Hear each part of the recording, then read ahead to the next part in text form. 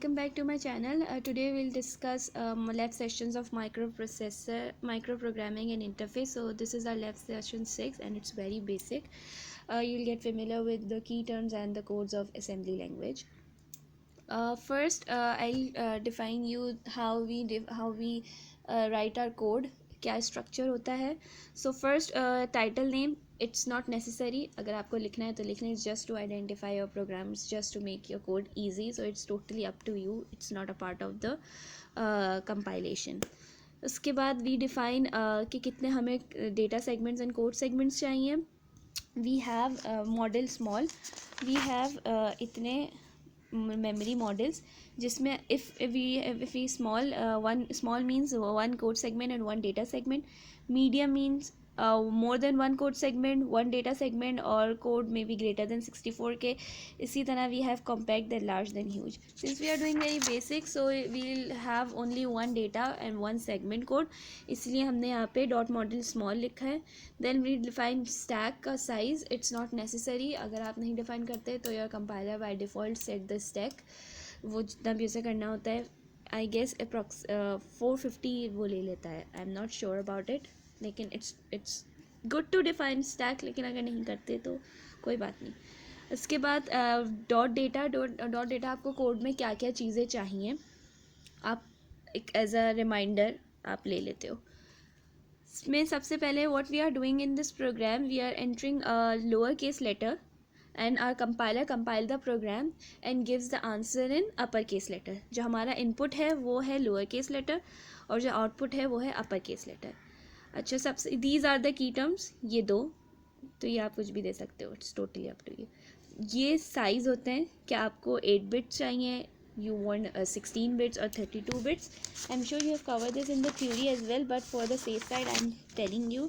ये हमारे variable declaration होते हैं. db is for 8 bits, dw is for 16 bits, then 32 bits and so on. अच्छा, let's come again. Message 1 8 bit का जो होगा ये एस की कोड में कंपाइलर खुद ही कंपाइल कर लेगा बैक एंड पे. So we don't need to worry about it. हम सिर्फ अपना इसमें लिख देंगे कि हमने कोई भी अपर केस लेटर एंटर करें. टर्मिनेट इज़ नेसेसरी क्योंकि हमें कोई गार्बेज वैल्यू नहीं चाहिए और हमें इसके बाद हमें और कुछ देना ही नहीं है, तो इसलिए हम उसको टर्मिनेट कर देंगे रिज़ल्ट के बाद. Message 2, since we want our message from next line, तो हमने कैरेज रिटर्न और लाइन फीड दिया है. कैरेज रिटर्न का ASCII code is 0DH and line feed का 0AH. अच्छा, आप it's not necessary to define them separately here, आप डायरेक्ट यहाँ पे भी लिख सकते हो. I will explain you in detail when we look for the code. तो यहाँ पे फिर हमने मैसेज 2 में नेक्स्ट लाइन से हमें चाहिए था तो carriage return and line feed, और अपर केस लेटर में जो भी चाहिए था. We are not terminating this line क्योंकि हमें आउटपुट भी देखना है. Since we want to see the output, so we are not terminating it with the dollar sign. Output हमें देखना है करेक्टर एक करेक्टर डिफाइन करेंगे 8 ही बिट्स का जिसमें हमें आउटपुट देखना होगा. क्वेश्चन मार्क मीन्स इसका कोई साइज़ हमने नहीं बताया है. 8 बिट्स का तो है लेकिन ये 20 भी हो सकता है, ये 30 भी हो सकता है, कुछ भी हो सकता है. तो इस वजह से हम क्वेश्चन मार्क दे देंगे और फिर उसको टर्मिनेट कर देंगे क्योंकि after these things we are not going to have any other value. अगर टर्मिनेट नहीं करेंगे तो compiler will give you any garbage value, जो भी उसके पास होगी वो थ्रो कर देगा, इसलिए हमें नहीं चाहिए. So we are terminating it. ये डेटा सेगमेंट हो गया. अब हमें कोड सेगमेंट पाएंगे. Main proc is like void main void. जैसे सी लैंग्वेज में we have a void main void, यहाँ पे हमारे पास मेन प्रॉक होता है. सबसे पहले we will initialise our data segment registers. यही रजिस्टर आई एम श्योर आप लोग कवर करेंगे थ्योरी में, नहीं करेंगे तो कर लिएगा, then you will understand each and everything very easily. So segment registers होते हैं, मेमोरी रजिस्टर्स होते हैं, बहुत सारे रजिस्टर्स होते हैं, वो देख लेना आप लोग. सो इनिशियलाइज़ करेंगे डेटा सेगमेंट रजिस्टर. उसमें हम जो भी हमारा डेटा ये था वो हम AX में, AX इज़ एक्यूमुलेटर, AX में डालेंगे. फिर जो AX आ जाएगा, अब जो डेटा है वो AX के अंदर है, उस AX को हम मूव करा देंगे DS में, यानी डेटा सेगमेंट रजिस्टर में. उसके बाद इस मैसेज 1 के लिए हम लोड इफ़ेक्टिव एड्रेस, इस मैसेज 1 का जो एड्रेस है मेमोरी पे वो हम मूव करवा देंगे DX में, ठीक है. और उसको स्क्रीन पे डिस्प्ले कराने के लिए जो कोड है वो AH में 9 डलता है और ये इट्स एन इंटरप्ट कॉल.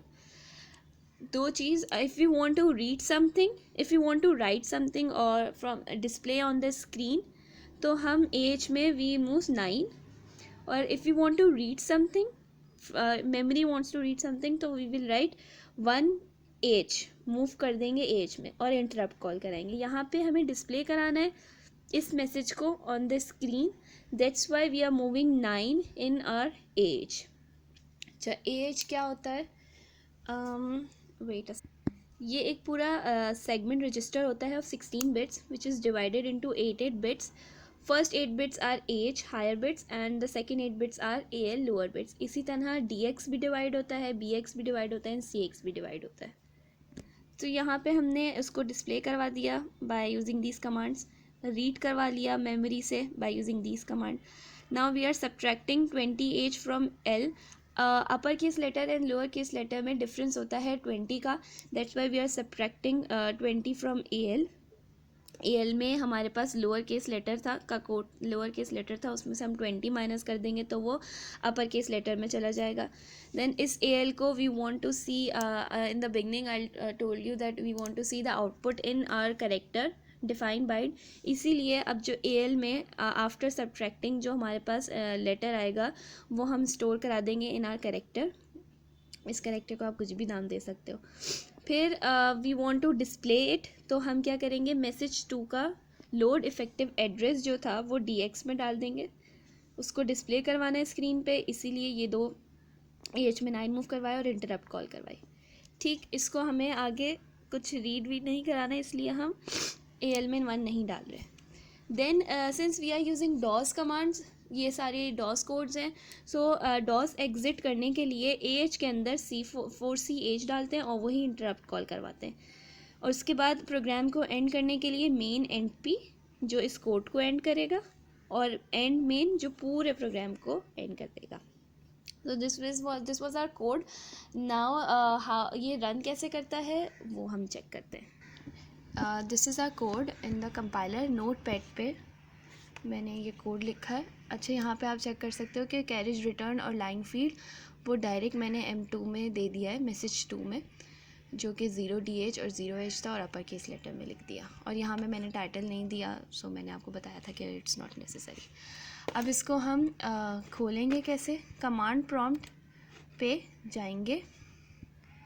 सही, सबसे पहले लिखेंगे, एक मिनट, इसके लिए we can use DOS box भी कर सकते हैं, लेकिन अगर आपके पास कमांड प्रॉम्प्ट है तो you can also use command prompt. वैसे DOS box is very easy, it's totally up to.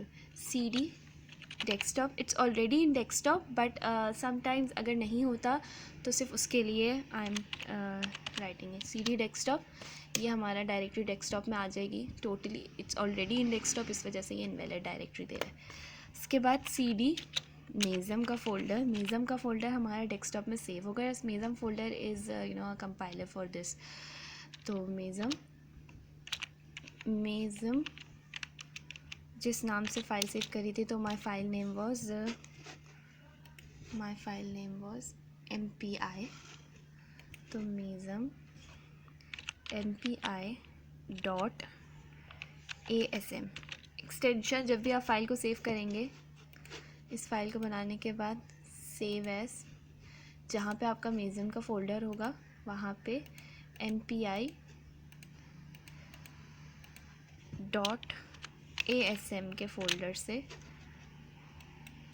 मेज़म के फ़ोल्डर में आप सेव कर देंगे.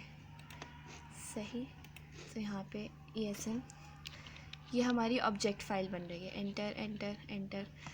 No warning, no severe error. अच्छा, वार्निंग एरर्स आते हैं तो हमारा कंपाइलर उसको वो कर देता है, इग्नोर कर देता है, बट जो सीवियर एरर होते हैं वो इग्नोर नहीं होते. अब हमारे पास we have our object file. उसके बाद लिंक करवाना है. लिंक ऑब्जेक्ट फ़ाइल जो है वो मशीन लैंग्वेज रीडेबल बना देती है. ठीक है, जो ये हमारे रीडेबल थी, अब ये मशीन लैंग्वेज रीडेबल बन गई है. तो लिंक करवाएंगे. लिंक कैसे करवाएंगे, MPI file name dot object file, then enter enter enter enter ये हमारी ऑब्जेक्ट फाइल बन गई। अब इस फाइल को रन करवाना है तो MPI lower case letter A लिखा, अपर केस लेटर में वो A आ गया। So this is done. ये लैब सेशन 6